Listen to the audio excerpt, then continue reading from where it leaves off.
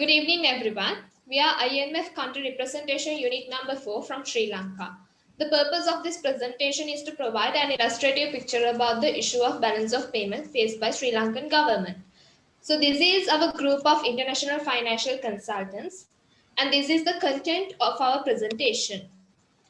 Let me begin by explaining what balance of payment. The balance of payment is statement of all transactions made by entities in one country and the rest of the world over a defined period of time. It includes both current account and capital account. And it also summarizes transactions that countries, individuals, companies, and government bodies compete with individuals, companies, and government bodies outside the country. Now, let's look at the components of balance of payments. Mainly, there are three components, which includes current account, capital account, and financial account. First, I'll explain about the current account. The current account is used to monitor the inflow and outflow of goods and services.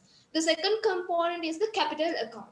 The capital account shows the transactions relating to the international movements of ownership of financial assets. It refers to the cross-border movements in foreign assets like shares, property, a direct acquisition of companies, bank loan, government securities. So there are three major elements in capital account. Loans and borrowings, which includes all types of loans from both the private and public sectors located in foreign countries. Investment, which are the funds invested in corporate stock by non-residents, and the foreign exchange reserves, which are held by the central bank of a country to monitor and control the exchange rate that does impact on the capital account. The third component is the financial account. Financial account is added to the balance of payment when it is positive or when foreign currency is flowing into the country to purchase assets. It's subtract from the balance of payment when domestic money is flowing out of the country to purchase foreign assets. Now, let's move on the current situation of the BOP imbalance in Sri Lanka. As you are aware, Sri Lanka is facing a long-term BOP imbalance that is huge challenge to the sustain the external economic stability. So I would like to illustrate this point by showing you this. As you can see in the graph, Sri Lanka's BOP has a negative figures past 5 years. In 2019, Sri Lanka has reported a negative of 1.808 dollar billions. But however, this is an improvement in the 2018 where it accumulated a balance of negative 2.7 billion. So I would like to invite Hiran to continue the presentation. Thank you, Taruki. So let's move on to determinants of the balance of payment imbalances. So one of the main determinants of BOP is the current account factors. These include the exchange rate, the government's fiscal deficit, business competitiveness, and private behavior such as the willingness of consumers to go into a debt to finance extra consumption. So many researchers have also found that the money supply and exchange rate are the highest negatively influential determinants, while reserve assets and export income are highly positively influenced on the balance of payment imbalances. So move to next slide. Now I'm going to explain how about these three determinants of BOP imbalances. So there are 6 economic factors which will cause a deficit in the BOP. The first one is development activities. So the developing countries depend on developed nations for supply of machines, technology, and other equipment. This leads to a increased levels of exports, thereby resulting in a deficit in the BOP account. So the next one is high rate of inflation. When there is an inflation in the domestic economy, foreign goods become relatively cheaper compared to domestic goods. So it creates imports, which causes a deficit in the BOP. And the third one is cyclical fluctuations. When the domestic economy is going through a phase of boom, then domestic production may be unable to satisfy the domestic demand. It leads to a deficit in BOP due to increase of inputs. And the next one is changes in demand. Fail in demand for countries' goods in the foreign market leads to a fall in exports, and it adversely affects the balance of payments. So the last one is imports of services. Underdeveloped countries import services from developed countries for which they have to pay a huge amount of money. It leads to a deficit in the BOP. So now we are going to talk about the political factors. There are 2 political factors which will cause a deficit in the BOP.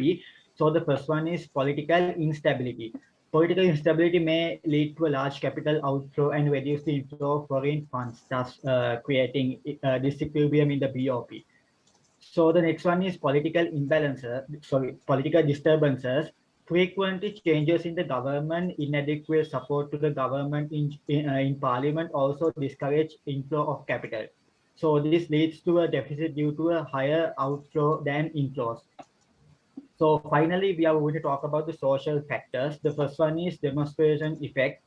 When the people of undeveloped countries come into contact with those of advanced countries, they start adapting the foreign pattern of consumption.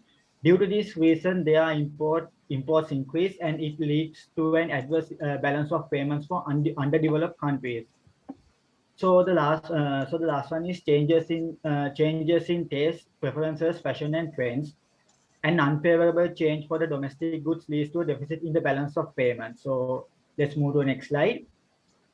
So let's focus on the consequences of balance of payment imbalances. So the first consequence is unsustainability. If a current account deficit is financed through borrowings, it is said to be more unsustainable. This is because borrowing is unsustainable in the long term, and countries will have burden with high interest payments. The best example is Hambantota Port. It was the largest investment project financed by China that fell into a debt trap. The general belief seems to be that Sri Lanka was unable to pay off the loans obtained from China to construct Hambantota Port actually in the first place, and therefore had no choice in handover to port to Chinese control to pay off the debt. So the second consequence is risk of capital flight, which means that there is always a risk that investors will remove their investments, causing a big fall in the value of your currency. So this can lead to a decline in living standards and the lower confidence of investments. The third consequence is foreign ownership of assets. This means foreigners have an increasing claim on your assets, which they could desire to be returned at any time. The fourth consequence is an indication of an unbalanced economy. A persistent current account deficit may imply that you are relying on consumer spendings and the economy is becoming unbalanced between different sectors and between short-term consumption and long-term investments. So the fifth consequence is an indication of an competitive economy. A current account deficit may imply the economy is becoming uncompetitive and the exchange rate relatively overvalued. So the sixth consequence is the risk of depreciation. If there is a sufficient capital flow to finance a deficit, the exchange rate will fall to reflect the imbalance of foreign flows of funds. A depreciation in the exchange rate will cause imported inflation for consumers and firms who rely on imports of raw materials. So move to next slide. So in order to overcome these imbalances and minimize these negative consequences, we have identified few possible strategies that can be adopted. So they are monetary policy, supply side policies, protectionism, devaluation, and so direct control. So move to next slide, please. So out of these five strategies, we have identified the most suitable strategies that Sri Lanka could adopt. Firstly, we are going to talk about the monetary policy. Actually, monetary policy is macroeconomic policy laid down by central bank. Monetary policy involves management of money supply and interest rate and are also considered as demand side economic policy that government of a nation uses to achieve macroeconomic objectives such as inflation, consumption, growth, and liquidity. Basically, the main objective of monetary policy is to management of inflation or unemployment and maintain of currency exchange rates. So furthermore, the monetary approach suggests that the correlation coefficient of changes in reserves on domestic credit creation is unity. The impact of this is that there's no long-term effect on output and unemployment, but instead of that, it will completely offset by a loss of reserves. So the reduced rate of credit creation in order to improve the balance of payment will have no adverse effect, and this improvement in balance of payment clearly imply that reduction in importation of goods and services from their imports goods and services, and therefore the reduced domestic absorption. So shall we move to next slide, please? So on the other hand, tight monetary policy involves increasing interest rates. When the interest rates increases, cost of debt and mortgage replacements increases, and people have less money to spend, and this situation reduces the consumption of imports, which improves the current account. And also the interest rate increase will cause fall in aggregate demand, which reduce the economic growth, and this will reduce the inflation and make exports more competitive. Actually, this also puts pressure on manufacturers in order to reduce the cost that will lead to more competitive exports, and export may increase in the long term run due to this effect. So, however, the main issue with applying monetary policy is high interest tend to cause hot inflation costs that appreciate in exchange rate. So, when the exchange rate appreciates, exports become less competitive and create current account deficit. However, we suggest implementation of this strategy as to overcome balance of payment imbalance, since it has less concern and disadvantages compared to other strategies. So, moving to next slide. So next slide, please. So now we are going to talk about the trade protectionism. So the trade protectionism is defined as a nation or sometimes a group of nations working in conjunction as a trade bloc, creating trade barriers with the specific goals of protecting its economy from the possible perils of international trading. This is the opposite of free trade, in which government allows its citizenry to purchase goods and services from other countries or to sell their goods and services to other markets without any governmental restrictions. The objective of trade protectionism is to actually protect a nation's vital economic interests, such as its key industries, commodities, and employment of workers. Uh, Free trade, however, encourages a higher level of domestic consumption of goods and a more efficient use of resources, whether natural, human, or economic. Free trade also seeks to stimulate economic growth and wealth creation within a nation's borders. So there are various methods of trade protectionism, such as tariffs, quotas, subsidies, local content requirements, and administrative trade policies, anti-dumping policies, and exchange rate controls. So now let's move on to talk about the effects of trade protectionism. So trade protectionism has certain long-term and short-term effects on the nation's macroeconomy and often the global economy. So due to protectionism, the consumers will have a limited choice, and also because of import duties, the import products will be expensive. This will limit the purchasing ability of consumers. In addition, the increase in import inputs prices will result in creation of a long-term inflation, as the price increment in the import inputs will be passed on to the consumers by manufacturers. However, since imports will be restricted, local manufacturers will have a higher demand for their products, and this will lead to an increase in the production, which will lead to the creation of new employment opportunities. So now I would like to invite Megan to continue the session. Thank you. Thank you, Hiran. Speaking about the next strategy that we recommend supply side policies. Now, supply side policies improves activities that improve the economy's productive potential and its ability to produce. Supply side policies include a range of activities designed to reduce costs, improve efficiency and productivity, and also to improve the international competitiveness. As a result, the economy will be able to grow without experiencing an inflation. So, in order for this to become successful, the policies must be able to shift the aggregate supply to the right and enable higher economic growth in the long run.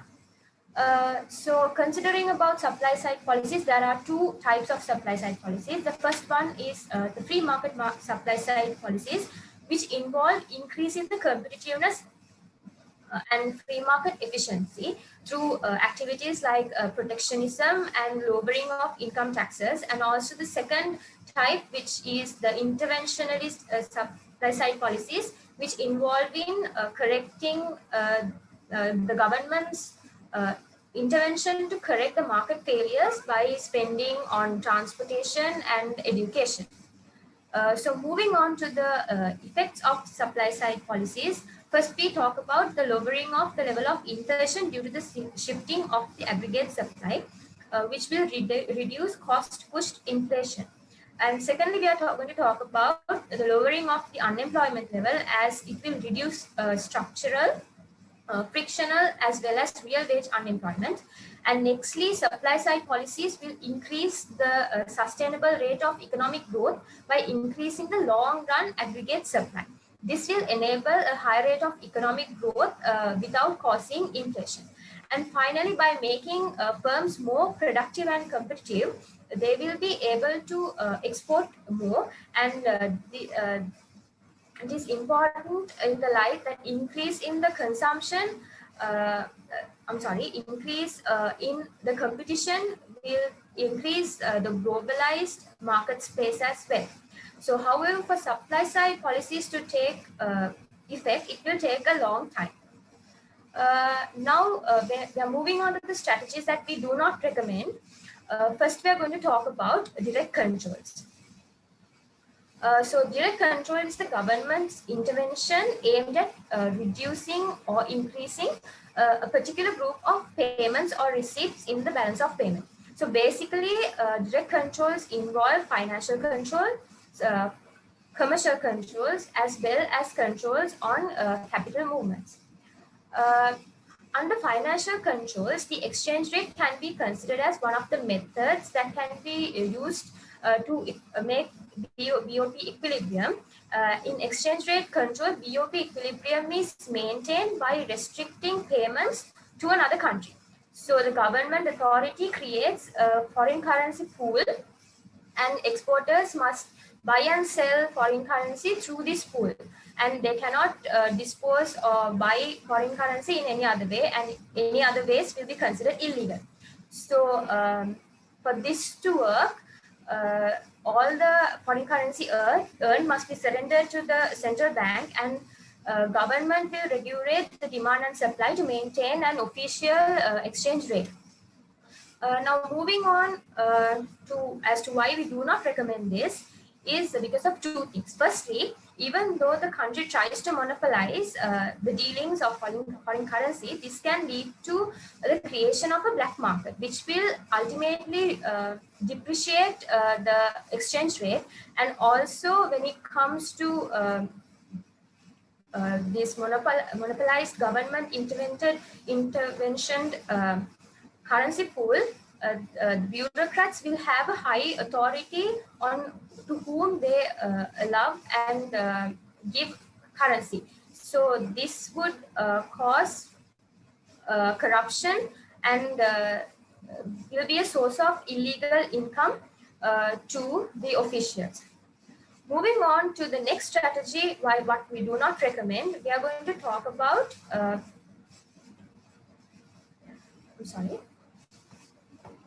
Moving on to the next strategy, we are going to talk about devaluation. This means lowering of the country's currency value deliberately and relatively to another currency.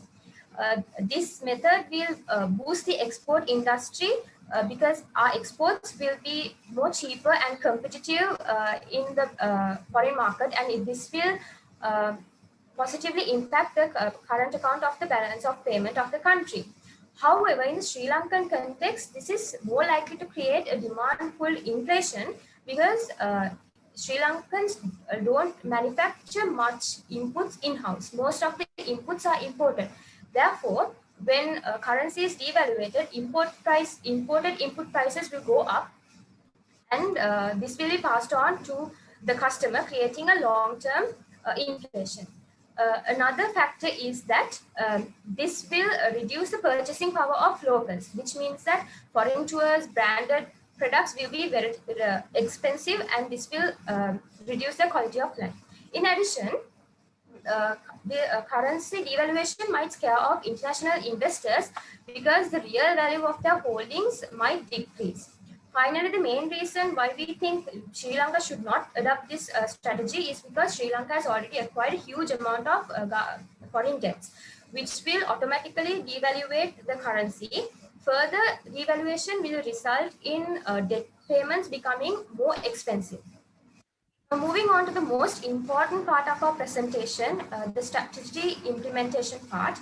So, considering the monetary policy, we suggest that Sri Lanka should increase the level of interest, in the interest rate.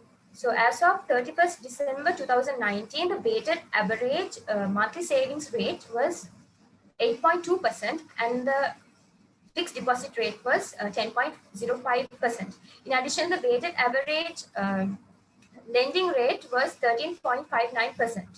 So in order to manage this, we suggest that a committee of 10 members is formed representing the Central Bank of Sri Lanka as well as the Ministry of Finance, and we advise them to evaluate and formulate a report and decide the relevant increment of the interest rate. And after this, they are required to implement this change for a period of 3 months while and see the changes to the balance of payment. And we suggest that they quarterly review this and consider this with a high priority. As a next strategy, we advise the government to formulate few workshops and for the business owners throughout the country. So we suggest workshops to be held at each province, catering the business owners of that area. So the goal is to educate and develop the local businesses, considering long-term benefits, so that they will be able to expand their production and cater to the export market as well. For this, we suggest a committee of 20 members comprising of from the Department of, the Industry Development Authority and the Small and Medium Enterprise Development Authority, as well as the top graduates from the state universities, to formulate a comprehensive plan on how long and how they are going to conduct these workshops in each province. And we advise them to finish these workshops at least within a period of 2 to 2.5 years, and we suggest that they quarterly review this so that they make sure that they are going according to plan. So finally, considering protectionist strategies, we have came up with the suggestion to increase the import duties and to create a fund using that increment to subsidize the local export businesses. For this, we suggest committee of 20 members to be formed, consisting members from Sri Lanka Customs, the Central Bank of Sri Lanka, to review the import duties and to decide on the appropriate increment. And this should be considered with a high level of priority. And after the appropriate rate is decided, a team of 30 members consisting members from the Central Bank, the Ministry of Finance, is required to decide upon the percentage increment to be deposited towards that fund which subsidizes the local businesses. Finally, information must be gathered and representatives must be selected from each province to regulate and properly distribute the funds to the business owners. And this must be reviewed quarterly and should be treated with a medium level of priority. So we have summarized our plan in in this slide, in this table. And that sums up our presentation regarding our suggestions to overcome the balance of payment imbalances of Sri Lanka. And these are the references we used. And now it's time for you to ask any questions.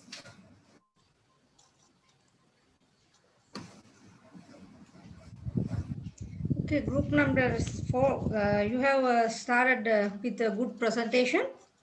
I'm happy about that, and the content is also with rich of factors. You include several strategies, and you include explained about the rationale for selecting some suitable strategies and not selecting other strategies as a suitable strategies. So I'm happy about that, that you have made so much attempt to find out that strategies and make some explanation regarding the selection. And I have one worry about your presentation, and it really concerned with me. So in your presentation, group number 4, you didn't mention about the comparison with the developing and emerging nations. So because I specifically asked in the case also, you have to make the comparison with those several strategies implemented by these three categories of countries, and then you have to make the recommendation based on that review of the other countries' strategies.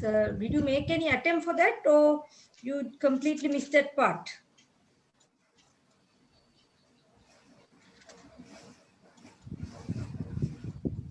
Did you search with that type of thing from the developed nation, developing as well as emerging nation strategies? Anyone can answer? Actually means yeah, actually means we have identified the developing country because Sri Lanka is a developing country, and we are more concerned about the Sri Lankan context. So As a undergraduate, it is better for you to search with the other strategies, because Sri Lanka cannot be stayed as a developing nation as it is, right? We have to Yes. step forward, we have to move forward. Therefore, we need to search with the other countries and how they are trying to equilibrate the balance of payment. That means how they are going to settle with the imbalance of BOP, right? So that's why I'm specifically asking you to refer that. Yeah, that's why categories. means in devaluation And that's why monetary we policy. are not recommending devaluation, because mostly the developed countries can use that strategy as a That's why good I'm strategy to overcome the BOP imbalance. But in yes. that's how we That, have identified that strategy not to adopt in this context. yes, so you have to specifically mention that part, right? Because Yes, miss, when and you are also rationalize it, you have to say it in with the Yes. evidences, right? Because it's applicable in the developing nation, therefore developed nation.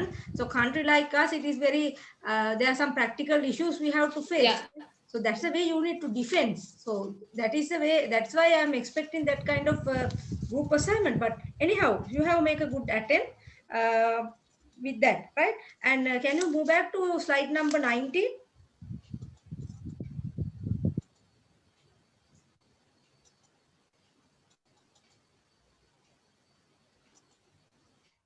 Slide number 19. Yes. So Pute, once you are making the definition, I'm telling this one repeatedly, don't use the Wikipedia as a reliable source, because normally for the academic purposes, we are not referring this source as a reference. Okay, therefore don't use that part, don't use that source as your reference. Okay, and moving up a little bit, I have some other thing to comment. One more please. There's a table prior to that. The factors table. Yes, I think the factors table, the economic factors, social factors, or something you mentioned. I forget to, yes, this one. Now it is better, right? Now you said determinants of BOP imbalance. In here, you can incorporate that three categories of countries, right? Yes. Which countries are prefer with these political factors, and which type of countries are prefer with the social factors, right? So that's the meaning of the analysis. Okay, so you categorize the factors, but you are forget to mention that where you get those factors, right? So you do the homework, but when we are going to present it, you completely miss that part, right? Because we are evaluating your presentation, not what you think in your mind, right? Therefore, you have to present what you have done. Okay. So anyway, that's good. And other thing in my concern is you recommended that increasing the interest rate as a possible strategy. Am I correct? Yes. Yes. So what will happen to the investors if you are increasing the interest rate? So investors are getting discouraged now, because interest rates are high. They don't go with the borrowings. Therefore, they just demotivate with the investment. Then gross domestic product getting decreased. Then again, there is a negative impact to the balance of payment. Right? Always think about twice when you are dealing with this kind of strategies. Okay. So right. Since we are running out of time, I like to conclude group number 4. You have made a good attempt. I think all 5 members make a contribution to the report, right? I believe that, right? So just thinking about that thing in your mind, because once you are doing it future career presentation or in your what we call internship opportunities or something, when you are making analysis, always think about other aspects also, right? Then select suitable strategy, right? Okay, so it's happy to see your faces after a long time because we don't have any physical contact anymore. But so it's really happy to see you, and you are getting very well. And wish you all the very best, group number 4, for your Thank you very Thank much, you, ma'am. Miss. Thank you, madam. Thank you. studies. Okay, now you can stop the screen sharing. Okay, group number 2012, you can start the presentation now. Good luck. Good evening, everyone. We are international finance consultants at IMF Country Representation Unit in Sri Lanka. Our consultant group has 5 members. They are Mr. Kasun Gimhan, Ms. Dasuni Dilhani, Ayesha, and myself. Before advising to the Sri Lankan government, let's see what is meant by balance of payment. Balance of payment is a statement of all transactions made between entities in one country and the rest of the world over a defined period of time, such as quarter or a year. It is a record of all financial flows in and out of a country, calculates the BOP. A country's BOP statement shows whether the country has a surplus or a deficit of funds. There are 3 components of balance of payment. They are current account, capital account, and financial account. Current account measures the inflow and outflow of goods, services, investment, incomes, and transfer payments. Calculating a country's current account balance will show whether it has deficit or surplus. Capital account measures all the capital transaction between countries. This has 3 major components such as loans and borrowings, investments, and foreign exchange reserves. Financial account measures the increases or decreases in international ownership assets that a country is associated with. There are so many importance generated by the BOP to Sri Lanka, among them revealing financial and economic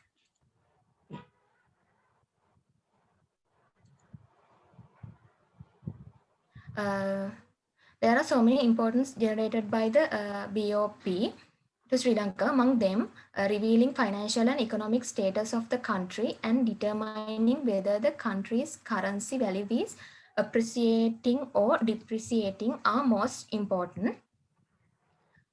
From 2015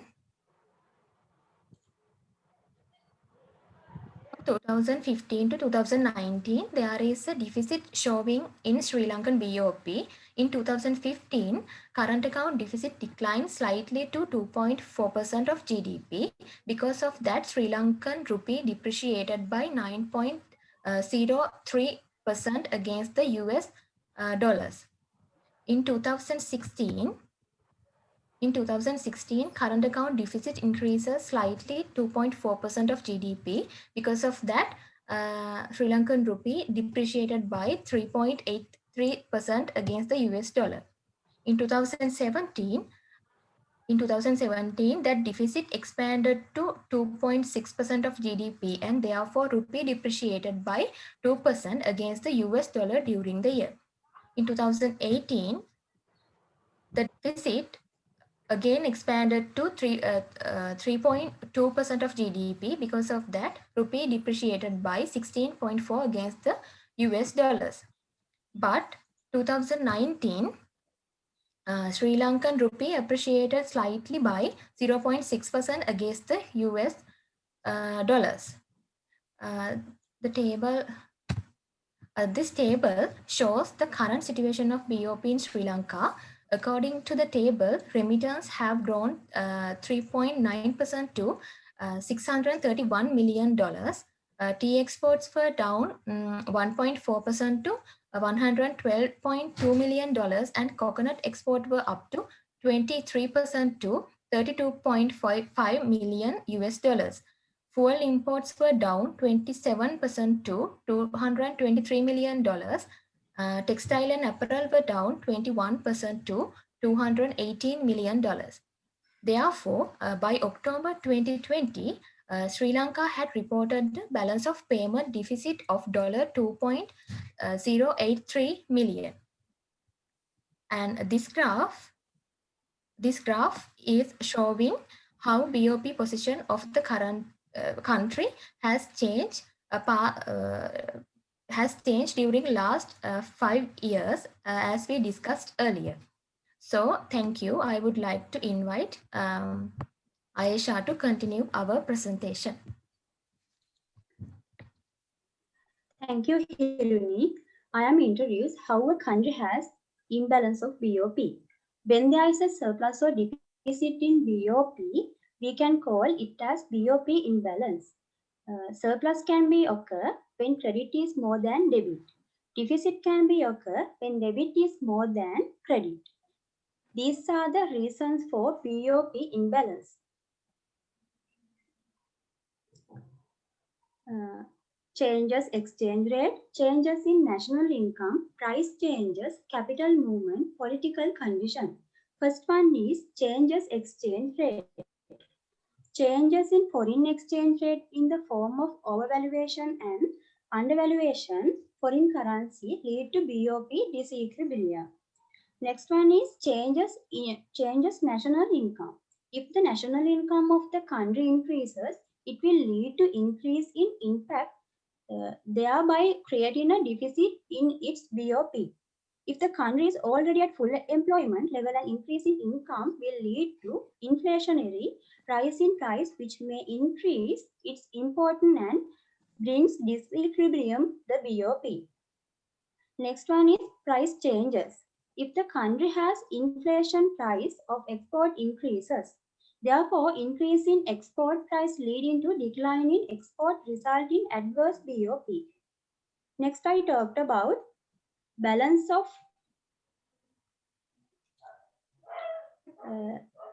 because of this BOP imbalance, following consequences can be happen. Unsustainable risk of depreciation, local assets being held by foreigners, accumulation of foreign assets could be first one is unsustainable. Current account deficit is not more sustainable if it is borrowed. Borrowing is not sustainable in the long run and countries are burdened with high interest. Next one is local assets being held by foreigners. When the country imports more goods and services and capital than they export, it must borrow from other countries to pay for its import. If the deficit continues long enough, the country may have to sell its assets to pay its creditors. Next one is accumulation of foreign assets. If there is a current account surplus, is the country will be accumulating foreign assets. Could be sign of low domestic spending. It means if the export more than its import, it provides enough capital to pay for all domestic production. Now let's see the determinants of BOP imbalance.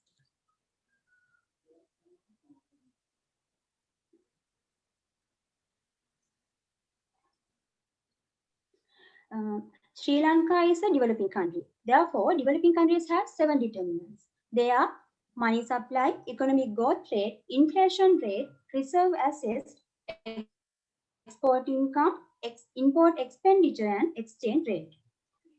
Among them,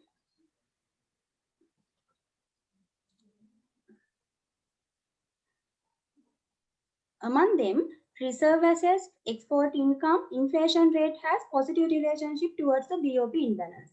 Money supply, economic growth rate, import expenditure, exchange rate has negative relationship towards the BOP imbalance.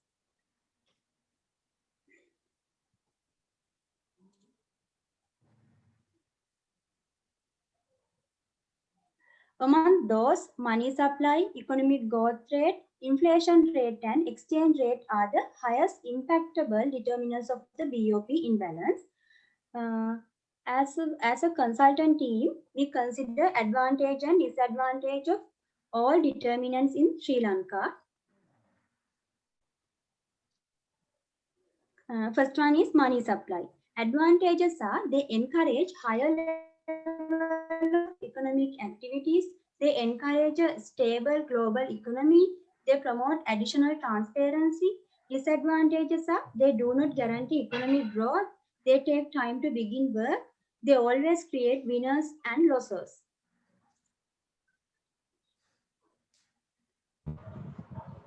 Economic growth rate advantages are higher income, reduced poverty, better education, increased life expectancy. Disadvantages are current account deficit, pollution, congestion, diseases of affluence. Under inflation, advantages are moderate inflation enables economic growth. Moderate inflation allows adjustment of real wages. Moderate inflation allows adjustment of prices. Disadvantages of inflation are create uncertainty and lower investment. High inflation often lead to lower growth and less stability, reduce international competitiveness.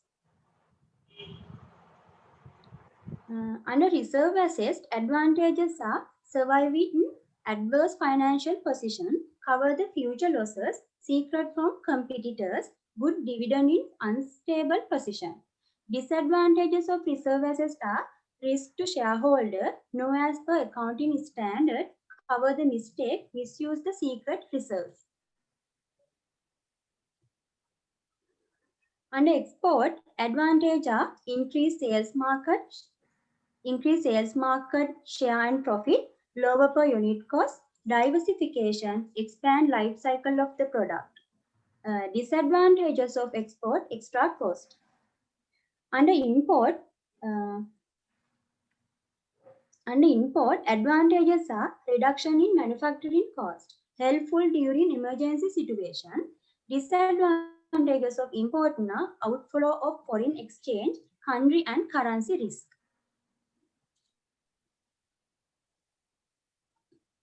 Now explain fixed exchange rate advantages and disadvantage. Advantages are certainty, absence of speculation, construct on government policy. Disadvantages are speculation, deflation, policy conflicts. Last determinants is floating exchange rate. Advantages are protection from external shocks, lack of policy constraint, correction of balance of payment deficit. Disadvantages are instability, no contract on domestic policy, speculation. Thank you.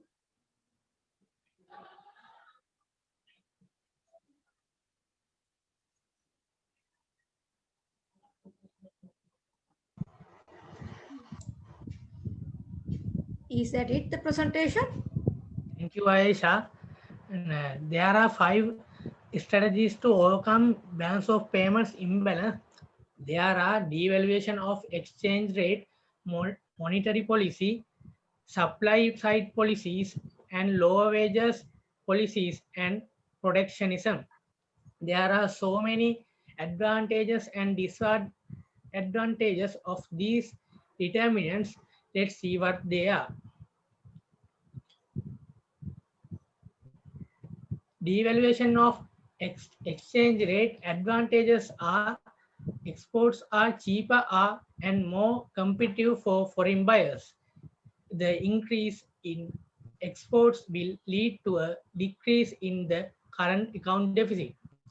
Disadvantages of devaluation of exchange rate are decrease in the purchasing power of foreign citizens and inflation.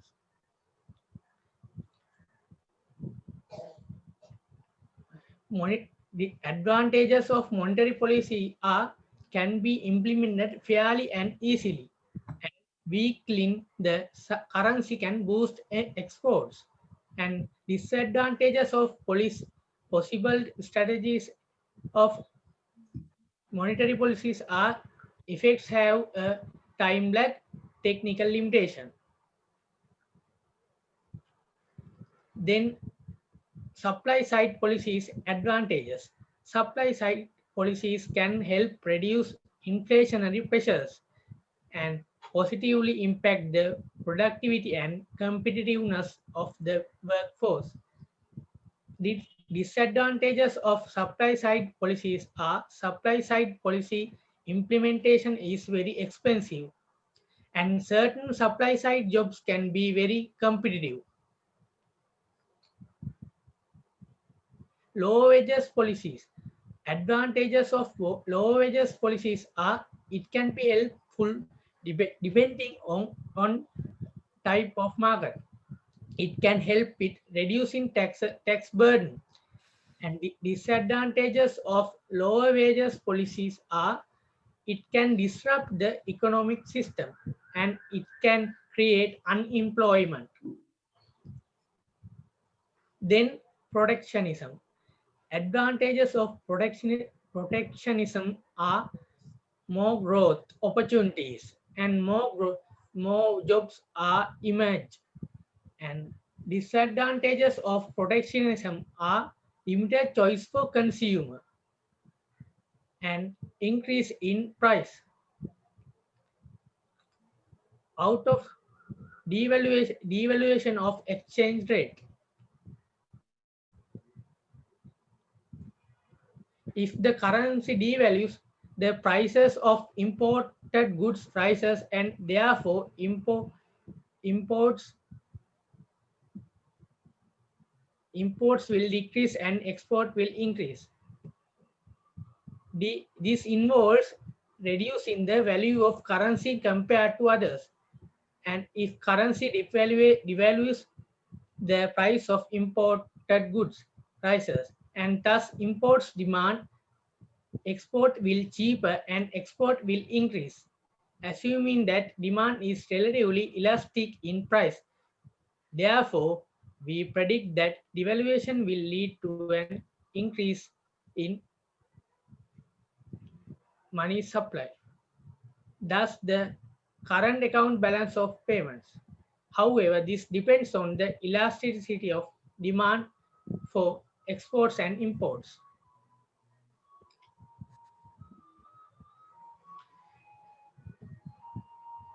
Tighter monetary policy implies higher interest rate. The higher interest rate, the higher cost of debt and mortgage payments and less money people will spend. And supply policies. Supply policies can enhance economic competitiveness and help to make exports more attractive.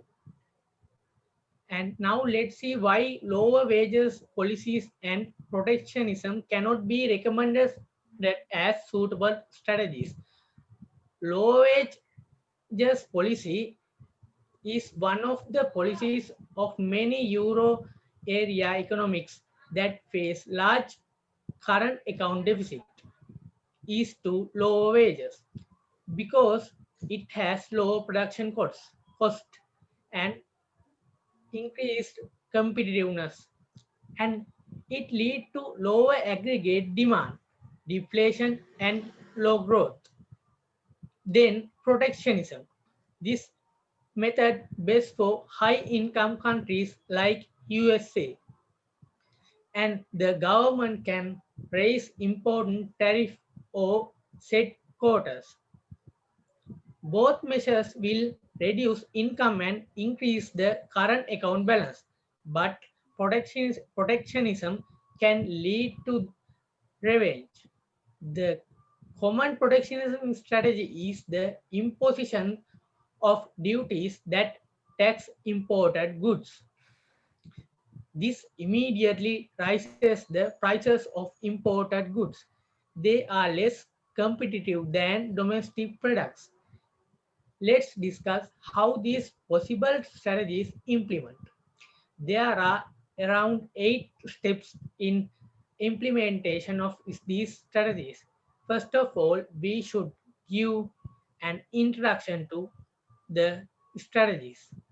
Then ask the involvement of the related parties. The next step is identify the task. After that, have to prepare the implementation schedules. Also, if needed to do additional documentation, then have to define the metrics. Before implement the strategies, get the approval for the strategic implementation plan. When the approval is taken, can do the implementation as the last step. Impacted of recommended strategies. Let us discuss about the impacts of recommended strategies. There are both short-term and long-term influences. Firstly, I like to consider about the short-term influences of these strategies. The prices of exporting products will be going to down while the Sri Lankan customers must pay more money on imported products. On the other hand, the quantity demand for export products increases, but imports quality will be decreasing. The competitiveness of Sri Lankan products in the international markets will be rising at the higher rate when implementing these strategies. There is an inelastic demand in the short run for the exporting products. Now we can discuss about the long-term effects of these strategies. When the exports rise, the sales of domestic firms also rises automatically.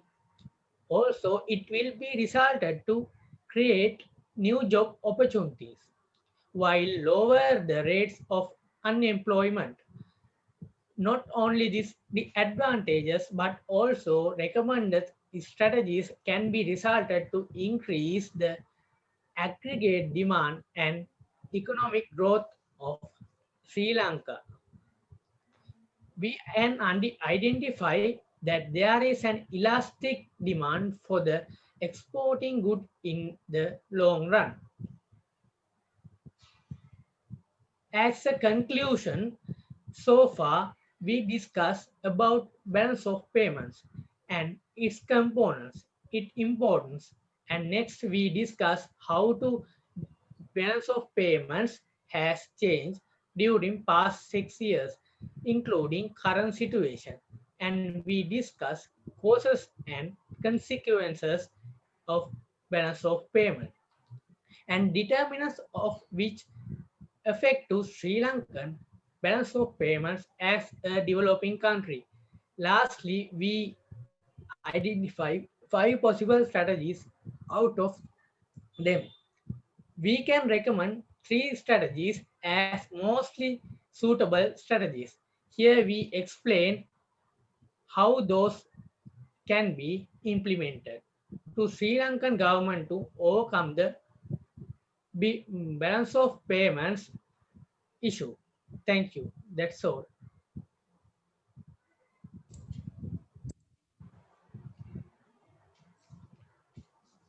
Okay, group number 22, very impressive job. I'm really happy about your presentation. I'm not expecting that much of a comprehensive presentation once you are starting the presentation. Actually, I'm getting delighted. I like to say that. Okay, so I'm starting with the positive point, then I come into one negative point in your presentation. First one, I'm really happy about your slide animation. It's a very attractive, very quality, and you are making very creative thing in the slide presentations. I'm really impressed about that. But the thing is, when we are doing with the Zoom presentation, we have to be very careful with some kind of animation because it takes a little bit time to run the animation, right? So it will cost your time. Okay, so therefore be careful with that kind of thing when you are doing your presentation in future. Okay, other than that, it's a very colorful, very attractive. I'm really happy about that part. And other thing is your recommendations. That mean your implementation of the plan, and finally your short-term and long-term impacts, because you are the first group that present in that section in a very comprehensive way. I'm really happy about that. Okay, that also, and the conclusion. So that's the thing we are normally expecting from the undergraduate, right? You starting and then you have to properly conclude your presentation rather than just saying thank you very much. You have to explain very briefly what you have done all during all the time of the presentation. That also give good attention to your audience. So I'm really impressed about that. Okay, right. So these are my positive points. I'm really happy that you capture all the important points in your presentation.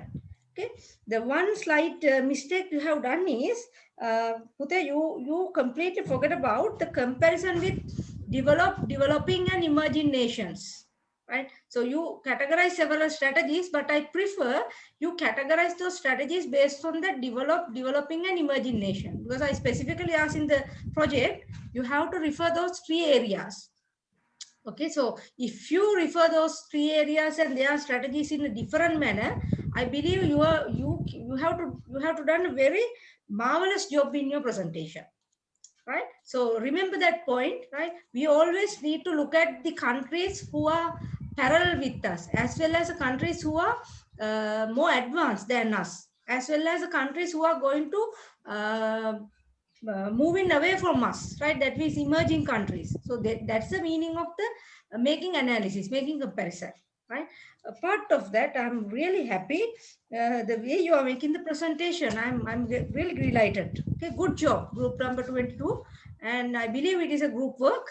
Okay, and please keep it up with that kind of very positive work, as well as your positive attitude towards the group presentation.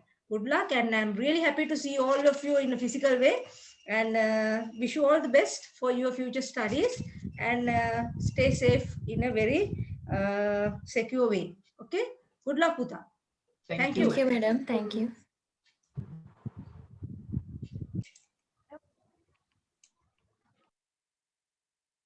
Good evening, all of you.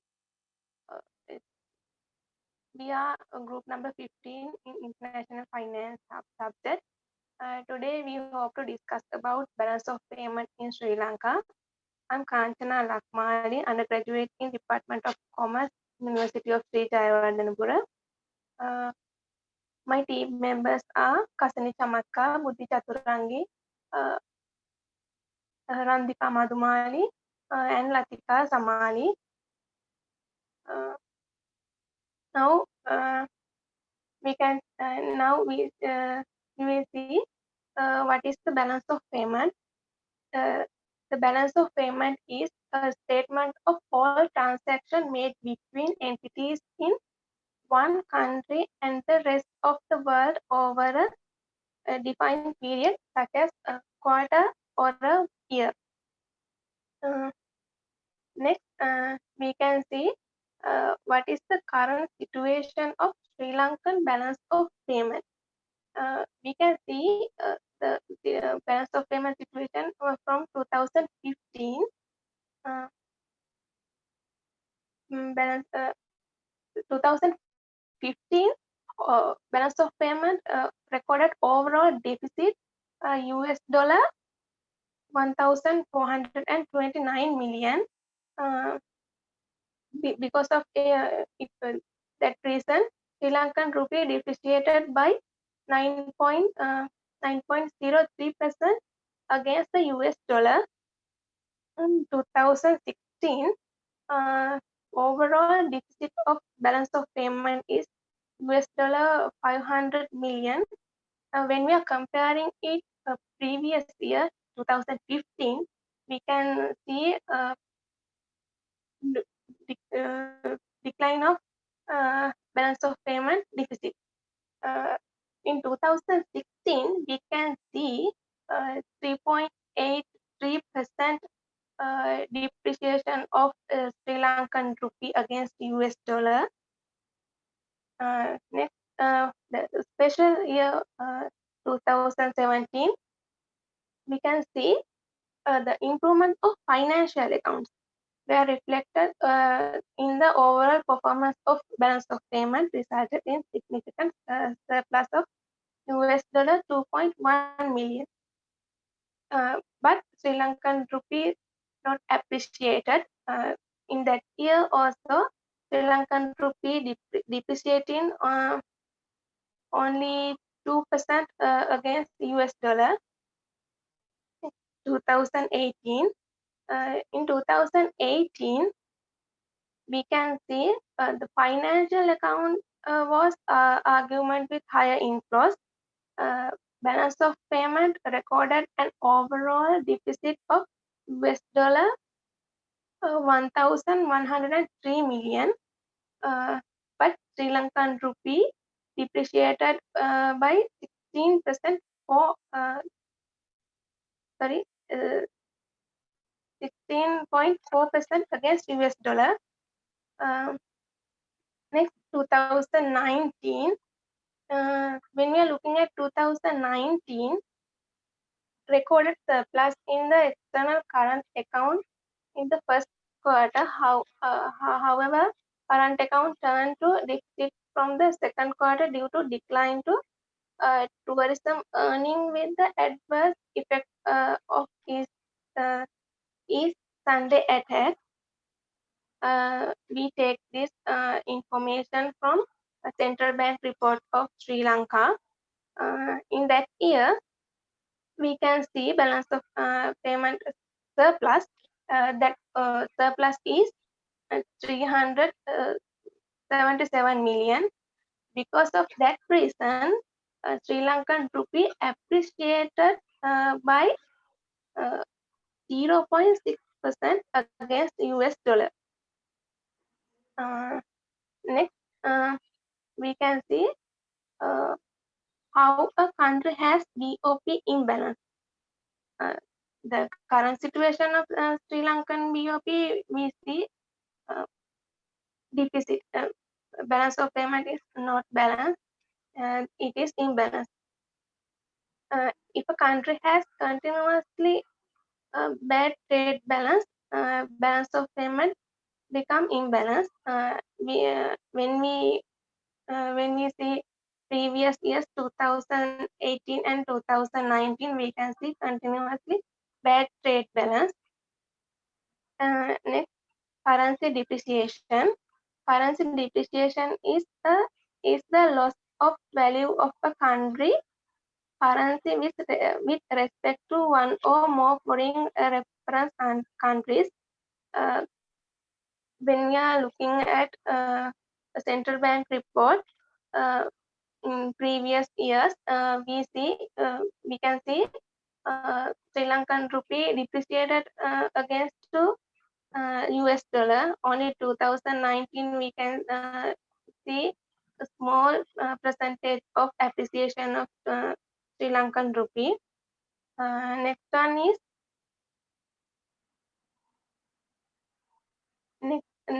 is devaluation and inflation.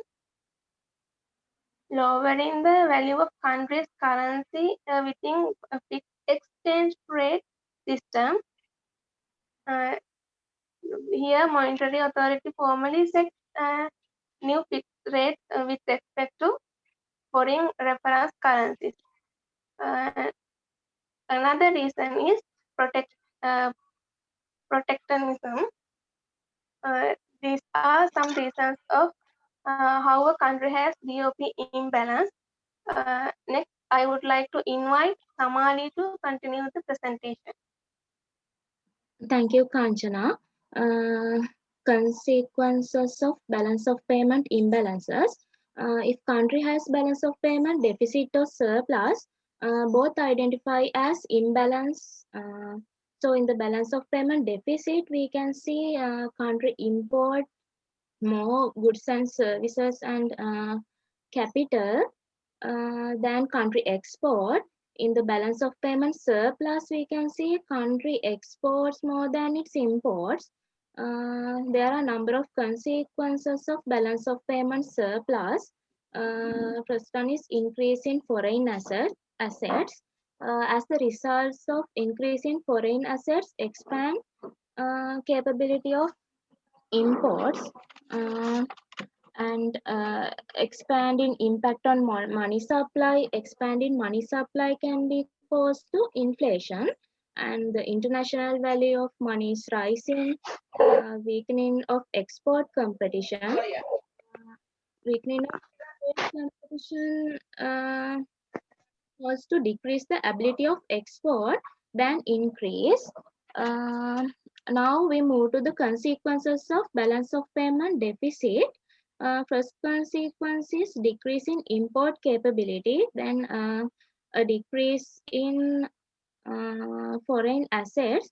Foreign assets are investments including foreign currencies that country owns abroad. Compressive impact on money supply. The international value of money is weakening. And also there will be a fiscal problems. Then I move to the next slide of determinants of the balance of payment imbalance. Uh, According to the research study of Udayanga T 2019, the determinants of the balance of payment imbalance of Sri Lanka, we identify 6 determinants which affect to the balance of payment imbalance of the country: money supply, reserve assets, export income, import expenditure, exchange rate, economic growth rate. When we consider the above determinants, money supply and economic growth rate, there are negative relationship with balance of payment. Other determinants, exchange rate, export income, and reserve assets has positive relationship between balance of payment. When we consider in import expenditure, it continuously increase with the country's currency depreciation and balance of payment deficit.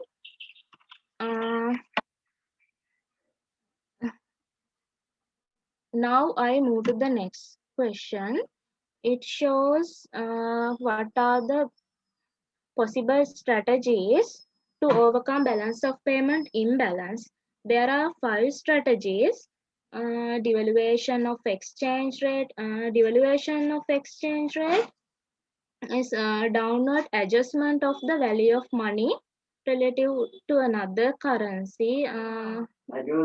Another one is monetary policy.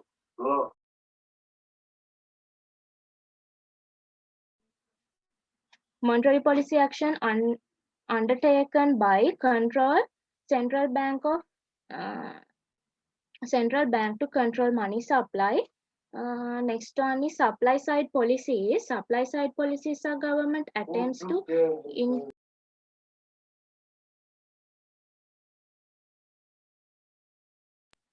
increase productivity and efficiency. Okay, you don't need to worry about the sounds. You continue, Buta. No worry. Lower wages policy. Lower wages policy refer to legislation level of structure of wages, protectionism. Trade protectionism is another policy. It protects domestic industries from unfair competition from foreign ones. For examples, we can identify tariffs, subsidies, quotas, and currency manipulation. Then we see what are the most suitable strategies that we recommend to implement to the country. We recommend 3 strategies. They are devaluation of exchange rate, monetary policy, and supply side policies. Briefly, devaluation of exchange rate, increase the cost of imports and decrease export cost. It encourages export by exchange rate devaluation. And tight monetary policy also reduce the cost of export by increasing interest rates, and also it will reduce import consumptions. Next is supply side policy. Supply side policies, country seeks to increase productivity and efficiency. It causes to more attractive export with competitiveness. Thank you. Now I invite Randika to continue presentation.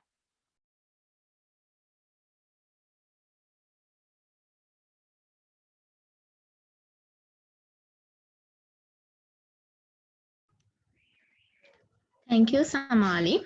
My part is describing why we not recommend other strategies.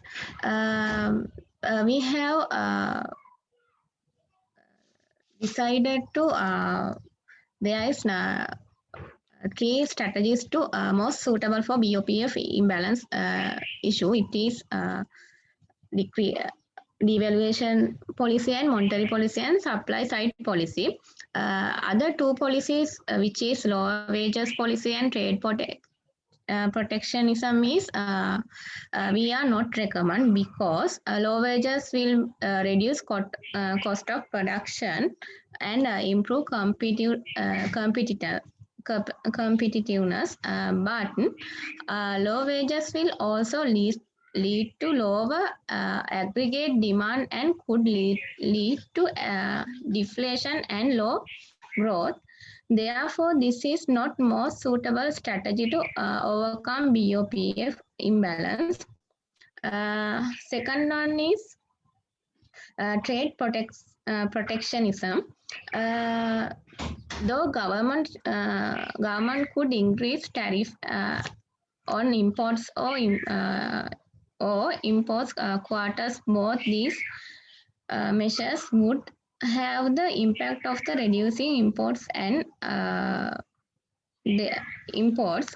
Therefore, improve the current accounts other than country placing tariff on over export and export could be decreased. Additionally, domestic industry may become uncompetitiveness because there is less inactive to cost. Therefore, this is not most suitable strategy to overcome BOPF imbalance.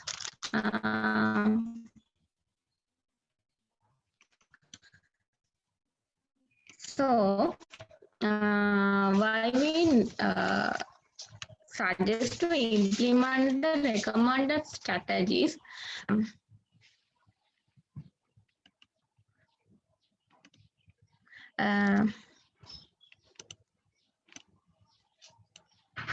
Devaluation means there is a fall in the valuation value of the currency. Example, devaluation in pound of mean pound is worth less compared to other foreign currencies. In January 2016, one pound is equal to 1.50. In June 2016, 1 pound equal to 1.28.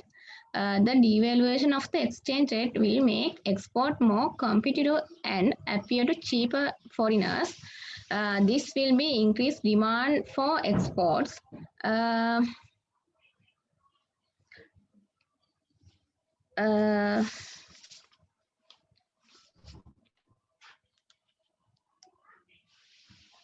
Devaluation means import will become more expensive. This will reduce demand for imports.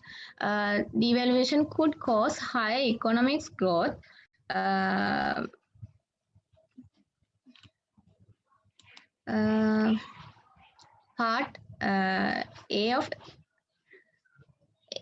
Part of AD is therefore higher export and lower imports should increase aggregate demand, and higher aggregate demand is likely caused to higher real gross domestic production and inflation. Imports are more expensive, causing cost of push inflation.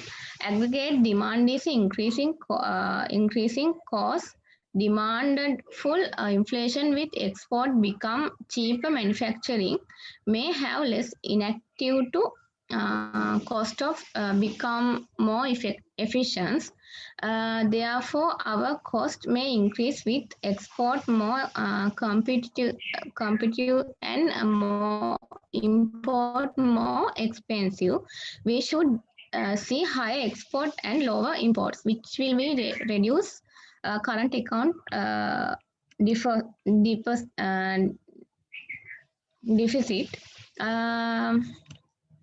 Why we the other hand tight the monetary on the other hand the monetary policy side, we can talk we tight monetary policy leads to reduce domestic consumption and spending imports.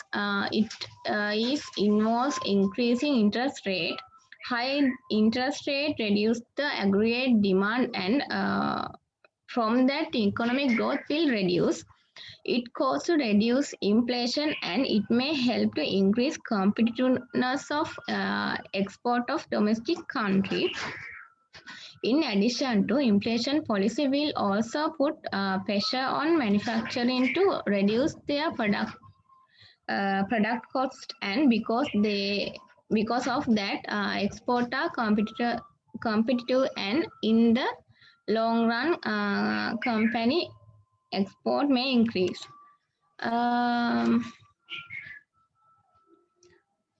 We can explain in a supply side policy.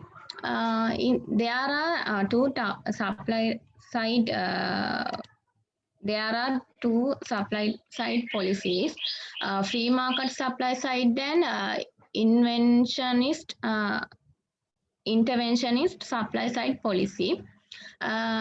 Supply policy can help reduce inflationary pressure in long term because of efficiency and productivity gain in the product and labor market. They can also help create real jobs and sustainable growth through their positive effect on labor productivity and competitiveness. Increase the competitiveness will help to improve balance of payment. Successful supply side policies shift aggregate supply curve to right side. This curve shows this supply side impact on BOPF.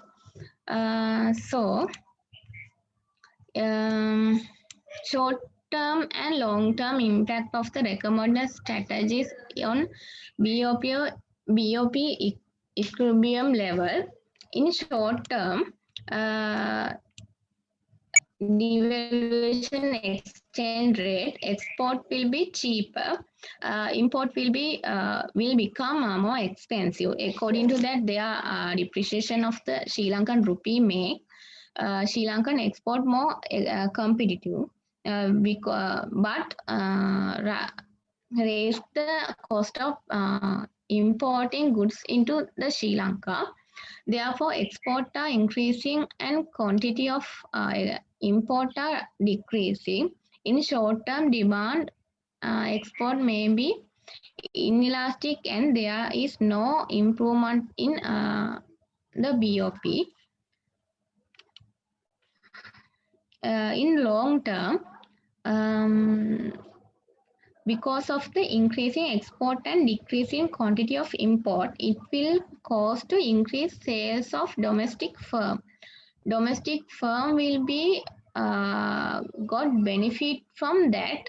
In long term, it may lead to create job and lower the unemployment of the country. It impact for the export industry. On the other hand, devaluation of exchange rate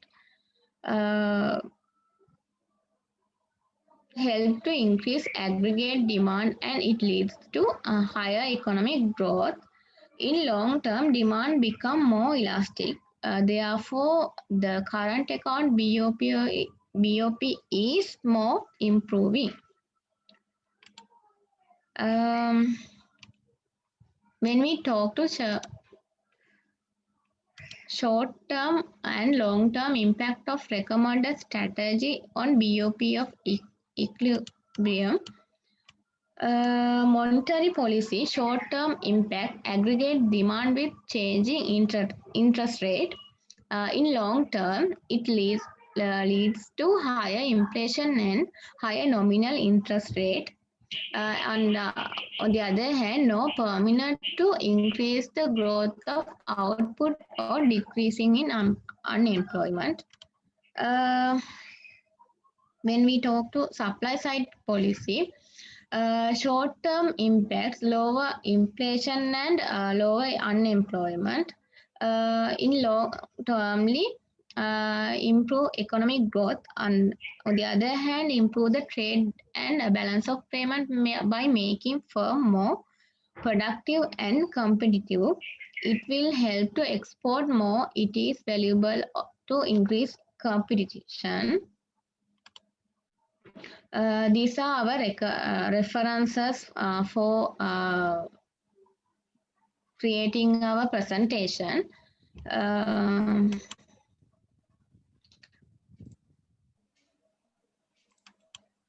Thank you. Okay, group number 15. Thank you very much for making your presentation. I have one initial question. Did you make any practice of this presentation before today?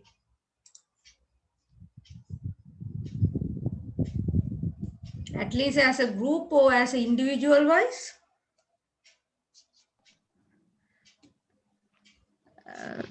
Madam, we practice only 2 members. I am not practice for presenting because there is a miss කියලා තිබ කලින් මේ තුන්වෙනි presenter කියනවාගේ මේ randomly කියලා.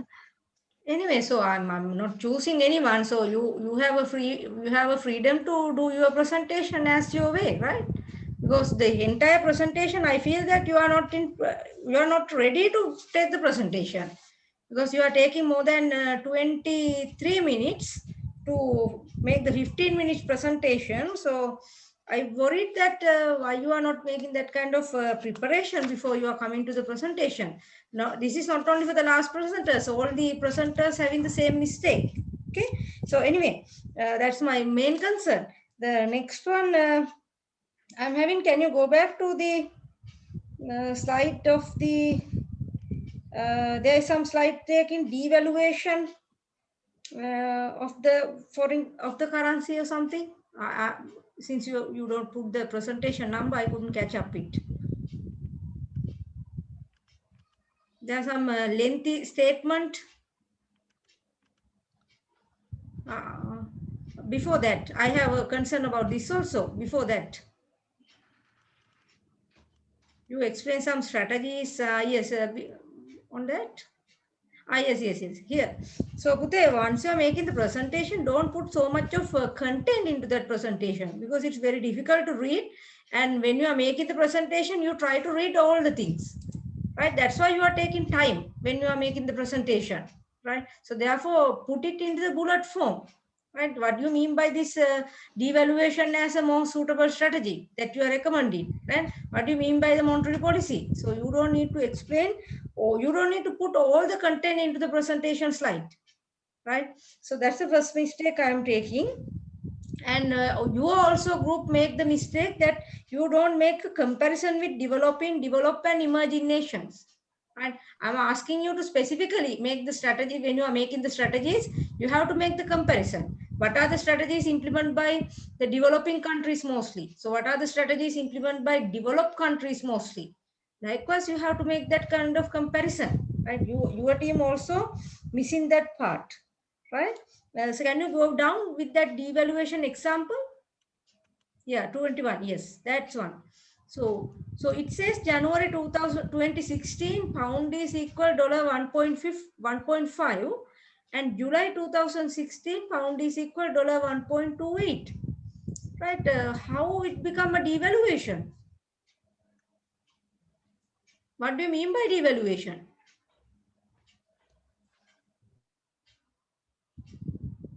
So devaluation means the country's domestic value per whatever we call foreign currency going to be increased. That's the way we said the domestic currency getting devalued. Right? In here, what you are referring, pound or dollar? I'm not sure about that. right? So we have to be very careful because it says the pound earlier, it has to take $1.5 and later it take pound per pound $1.28. That means the pound getting overvalued because the pound getting less dollars. Okay, so you have to be a little bit careful when you are making that kind of things, right?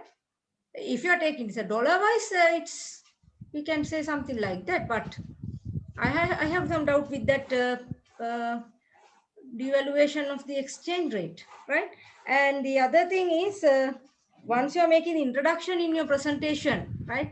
So you said you are a student of the Department of Commerce, but your assignment is not assigned you as a student, right? Your assignment is assigned as a IMF consulting team, right? So please careful when you are making that kind of things, right? Because we are not asking you to do as a students, right? We are asking you as a advisory board, right? So that's little thing also we are really concerning that indicate how much attention you are paying for the assignment, right? And some member says my part is to make that kind of presentation, right? I will put this presentation into the LMS very soon after all the presentation going on, right? Then you can see what were the mistake you have done, right? And the those are the things, right? A part of that you are making some kind of good attempt. Okay, I'm appreciate that you have made so much of content in your presentation. You make some effort to put this assignment into the reality, right? I'm really appreciate that effort, right? Please concern those little mistakes you have been done because I'm highlighting it to improve your future presentation skills as well as your future tasks, not only for the academic purposes but also for your career life, right? Don't take it as a demotivated point because I'm always highlighting those mistakes specifically to make your corrections, right? There is no any other things in my mind to making that points. Okay, so thank you very much for being with us today. I'm really happy to see you physically, even this online platform, right? Because more than 1 year we couldn't see your faces, right? So it's really happy. And thank you very much once again, and please stay safe. And good luck for all. Thank you. Thank Okay. you. Thank you, madam.